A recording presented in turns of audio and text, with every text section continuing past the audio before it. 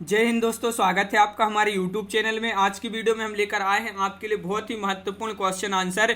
वाणी के डिक्टेटर कहे जाते हैं कबीर दास जी। कबीर दास जी से संबंधित बहुत ही महत्वपूर्ण क्वेश्चन लेकर आए हैं, तो वीडियो को पूरा अवश्य देखना है। और अगर आप चैनल पर पहली बार आए हैं तो चैनल को सब्सक्राइब कर लें, बेल आइकन दबाएं, ऑल पर क्लिक करें ताकि ऑल वीडियो की नोटिफिकेशन आपके यहाँ तक पहुंचे। ज़्यादा से ज़्यादा वीडियो को शेयर करना है और वीडियो को लाइक करना ना भूलें। तो चलिए स्टार्ट करते हैं। यहाँ पर कबीर दास जी से संबंधित सबसे पहले क्वेश्चन तो यही पूछा जाता है कि वाणी के डिक्टेटर किसको कहा जाता है, तो ये कहा जाता है कबीर दास जी को। यहाँ पर पूछा गया है कि कबीर के शासक के समकालीन थे। बहुत ही महत्वपूर्ण क्वेश्चन है। और आपका यहाँ पर जो सही आंसर है कि कबीर के शासक के समकालीन थे, तो सिकंदर लोदी आपका यहाँ पर सही आंसर है। बिल्कुल सही। यहाँ पर क्वेश्चन नंबर 2 पूछा गया है कि रामानंद के 12 शिष्यों का वर्णन किस ग्रंथ में मिलता है। वह ग्रंथ आपके लिए बताना है, कौन सा वह ग्रंथ है, बताइए।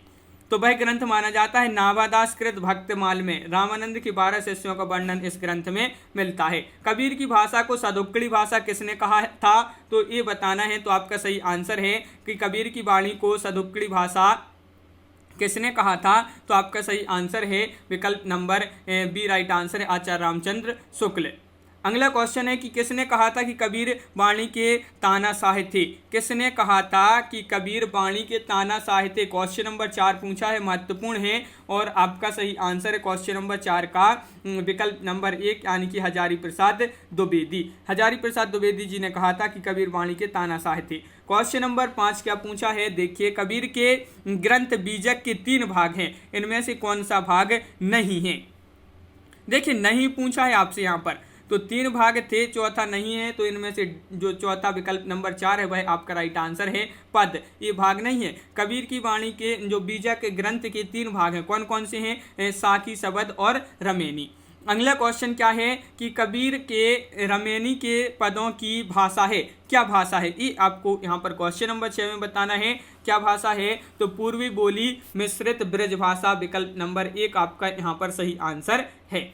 क्वेश्चन नंबर 7 पूछा है कि कबीर की वाणी बीजक का संकलन किसने किया था। मोस्ट इंपॉर्टेंट क्वेश्चन है। और आपका यहाँ पर जो सही आंसर है वह है आपका सही आंसर कि कबीर की वाणी बीजक का संकलन किसने किया था, तो धर्मदास। विकल्प नंबर सी आपका यहाँ पर राइट आंसर होगा। क्वेश्चन नंबर 8 पूछा है कबीर की वाणी को पंचमेल खिचड़ी किसने कहा था। कबीर की वाणी को पंचमेल खिचड़ी कहा था, किसने कहा था। क्वेश्चन नंबर 8 है, महत्वपूर्ण है। ये क्वेश्चन बहुत ही महत्वपूर्ण है, कबीरदास जी से संबंधित। और विकल्प नंबर डी राइट आंसर है श्याम सुंदर दास। श्याम सुंदर दास आपका यहाँ पर सही आंसर है। अगला क्वेश्चन, क्वेश्चन नंबर 9 यहाँ पर पूछा गया है कि कबीर की वाणी बीजक में तीनों भागों का सही क्रम किस विकल्प में है। तो तीनों भागों का सही क्रम बताना है। बीजक में तीनों भागों का जो सही क्रम है वह किस प्रकार होगा, यहाँ पर कौन सा विकल्प सही आंसर है। रमेनी, शबद, साखी आपका जो है यहाँ पर राइट आंसर है। विकल्प नंबर आपका यहाँ पर ये जो है आपका राइट आंसर होगा। अगला क्वेश्चन क्या है, तो यहाँ पर क्वेश्चन नंबर 10 पूछा है, अपना मस्तक काटी के हुआ वीर कबीर, यह पंक्ति किसने कही थी। ये पंक्ति आपको बताना है। क्वेश्चन नंबर 10 का सही आंसर बताना है।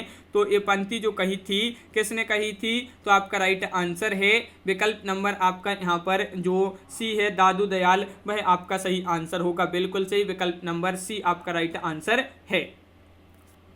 अगला क्वेश्चन पूछा गया है, कबीर के बाद उनकी गद्दी किसे मिली थी। तो कबीर के बाद उनकी गद्दी जो मिली थी वह किसको मिली थी, तो आपका सही आंसर है धर्मदास। विकल्प नंबर यहाँ पर डी राइट आंसर होगा। बिल्कुल सही। क्वेश्चन नंबर 12 है, एच विल्सन के अनुसार कबीर के ग्रंथों की संख्या है 8, 10, 9 या 11 है। तो क्वेश्चन नंबर 12 है और बहुत ही महत्वपूर्ण क्वेश्चन है।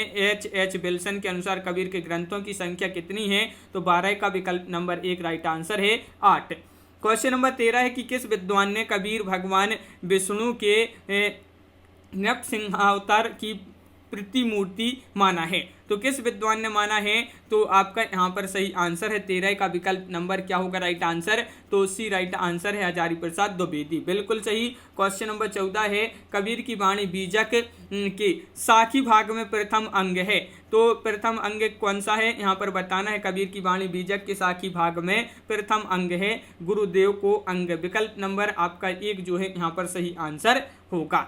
क्वेश्चन नंबर 15 पूछा कि कबीर वचनावली नाम से कबीर की रचनाओं का संपादन किसने किया है? श्याम सुंदर दास, हरिऔध, हजारी प्रसाद द्विवेदी, रामचंद्र शुक्ल। तो विकल्प नंबर बी राइट आंसर है। कबीर वचनावली के नाम से कबीर की रचनाओं का संपादन हरिऔध जी ने किया है। क्वेश्चन नंबर 16 पूछा है, क्या पूछा है? कबीर ग्रंथावली नाम से कबीर की रचनाओं का संपादन किसने किया है? कबीर ग्रंथावली के नाम से बताना है। तो अभी कबीर वचनावली के नाम से किया था किसने? हरिऔध। और कबीर ग्रंथावली के नाम से किसने किया है? श्याम सुंदर दास। विकल्प नंबर 1 राइट आंसर है। कबीर किसके शिष्य थे? कबीर किसके शिष्य थे, ये आपसे यहाँ पर पूछा है। तो आपका राइट आंसर है कबीर जो शिष्य थे ये रामानंद जी के शिष्य थे। बिल्कुल सही। क्वेश्चन नंबर 18 है कि उदय नारायण तिवारी ने कबीर की भाषा को माना है पंचमील खिचड़ी, संत भाषा, बनारस की भाषा या सदुक्कड़ी भाषा? तो इन्होंने माना है बनारस की भाषा माना है कबीर की भाषा को उदय नारायण तिवारी ने। कबीर दास जी का जन्म कब हुआ ये बताना है। कबीर दास जी का जन्म कब हुआ? महत्वपूर्ण क्वेश्चन है। क्वेश्चन नंबर 16 है और 16 का सही आंसर है कबीर दास जी का जो जन्म हुआ ये हुआ था कब? 1398 ईस्वी में। तो विकल्प नंबर डी आपका सही आंसर है। कबीर का जन्म कहाँ हुआ ये बताना है। मगहर में, दिल्ली में, मथुरा में, काशी में? तो आपका सही आंसर है विकल्प नंबर डी यानी कि काशी आपका सही आंसर है। क्वेश्चन नंबर है 21 की कबीर का लालन पालन किसने किया ये बताना है। महत्वपूर्ण क्वेश्चन पूछा गया है। तो क्वेश्चन नंबर 21 है और 21 का सही आंसर है यहाँ पर विकल्प नंबर सी राइट आंसर है। क्या है राइट आंसर? सी यानी कि जुलाहा दंपति ने। विकल्प नंबर आपका यहाँ पर सी राइट आंसर होगा। कबीर की पत्नी का क्या नाम था? कबीर की पत्नी का क्या नाम था ये पूछा है। सुलोचना, लोई, हौवा या फिर बिदामी? तो आपका लोई राइट आंसर होगा विकल्प नंबर बी। अगला क्वेश्चन क्या है? कबीर हिंदी साहित्य की किस काव्यधारा की प्रतिनिधि कवि माने जाते हैं? प्रेमाश्रयी, कृष्ण भक्ति, ज्ञानश्री या राम भक्ति? तो राइट आंसर है ज्ञानश्री आपका सही आंसर है। बिल्कुल सही, बहुत बढ़िया। विकल्प नंबर सी आपका सही आंसर होगा। बाबूराम सक्सेना ने कबीर की भाषा को माना है, क्या माना है इन्होंने? बाबूराम सक्सेना ने कबीर की भाषा को माना है। तो आपका सही आंसर है क्वेश्चन नंबर 24 का विकल्प नंबर सी यानी कि अवधी भाषा माना है। तो विकल्प नंबर सी राइट आंसर है। बिल्कुल सही। अगला क्वेश्चन है कि किस आलोचक ने कबीर की भाषा को मुख्य रूप से ब्रज भाषा माना है? मोस्ट इंपॉर्टेंट क्वेश्चन है। तो किस आलोचक ने कबीर की भाषा को मुख्य रूप से ब्रज भाषा माना है? सुनीति कुमार आपका सही आंसर होगा। विकल्प नंबर बी राइट आंसर है। किस आलोचक ने कबीर की भाषा को संत भाषा नाम दिया था? तो वह आलोचक थे, कौन थे? हजारी प्रसाद द्विवेदी, रामकुमार वर्मा, रामचंद्र शुक्ल, बच्चन सिंह।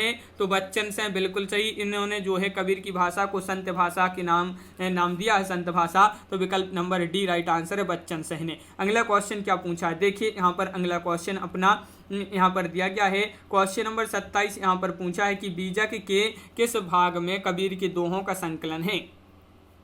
तो बीजक के किस भाग में कबीर के दोहों का संकलन है? तो साखी आपका सही आंसर है। बीजक 3 भागों में, साखी, शबद, रमैनी। और साखी का अंतिम अंग है, साखी का अंतिम अंग पूछा है। तो आपका राइट आंसर है, क्या है राइट आंसर? तो अभिहड़ को अंग जो है साखी का अंतिम अंग माना जाता है। बिल्कुल सही। अगला क्वेश्चन क्या है? क्वेश्चन नंबर 29 है कि बीजक के किस भाग में कबीर के पदों का संकलन है? रमैनी, साखी, शबद, कोई नहीं? तो अब भी पढ़ा था अपन ने साखी। शबद आपका सही आंसर है। शबद जो है बीजक के किस भाग में कबीर के पदों का संकलन है? तो शबद आपका यहाँ पर राइट आंसर होगा 29 का। बिल्कुल सही, 29 का आपका यहाँ पर सही आंसर है। शबद जो कबीर के दोहों का संकलन है किसमें? साखी में। यहाँ पर पदों का पूछा है तो शबद। अगला क्वेश्चन क्या है?